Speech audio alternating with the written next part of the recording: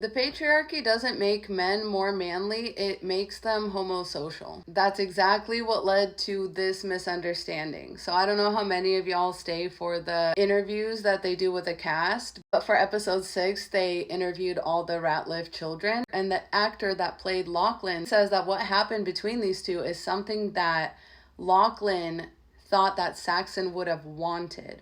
As we think back through the series, that actually really makes a lot of sense. So to most of us watching who are adults, we definitely were able to extrapolate from what was happening between these two boys was Saxon trying to quote unquote toughen his little brother up. But to an inexperienced child who still may be taking or interpreting things somewhat literally, this happens oftentimes to neurodivergent people too, this is exactly what would lead to this kind of confusion. Like when we think back on the very first scene we see with these two alone, Saxon says, "How am I supposed to jerk off with you in here?" And he gives them this like weird little laugh, smile type thing, and then very obviously takes his iPad into the bathroom to go jerk off and like drops his towel and everything like that. And it was actually very schmexually suggestive what he did.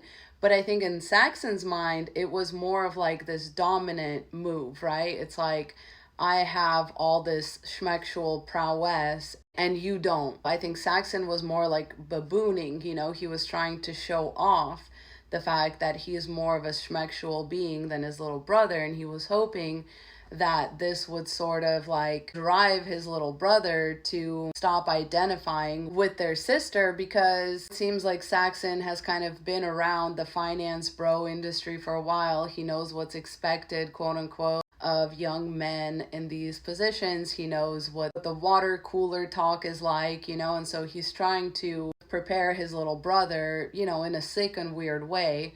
His motives as far as that are mostly like he's trying to socialize his little brother. He's just not taking into account that sometimes, somebody younger can take things too literally, too directly, coupled with a surge of hormones, coupled with, a very intense situation, coupled with drugs and alcohol, all that stuff.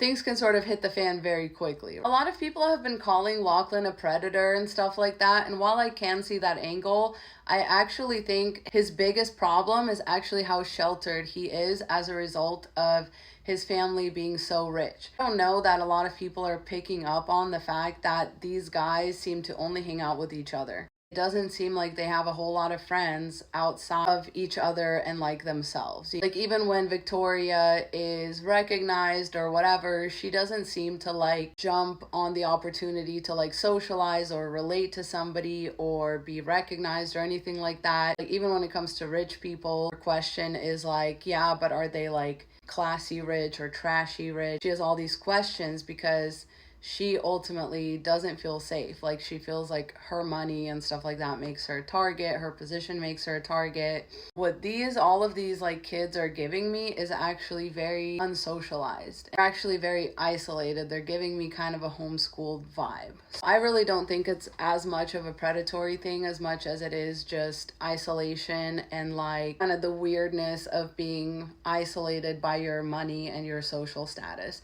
that you don't really know how to relate to other people, including your own siblings, and you end up taking things so literally. Especially with Lachlan, since he seems to be the youngest, the baby of the family. He seems the most sheltered, the most shy, eager just to find a place to belong to, and he's torn between his brother and his sister, his masculine side, his feminine side. He wants to embrace both, but his brother is like pushing him in the direction of this machismo, this like patriarchal thing, and he's like, okay, let's do that.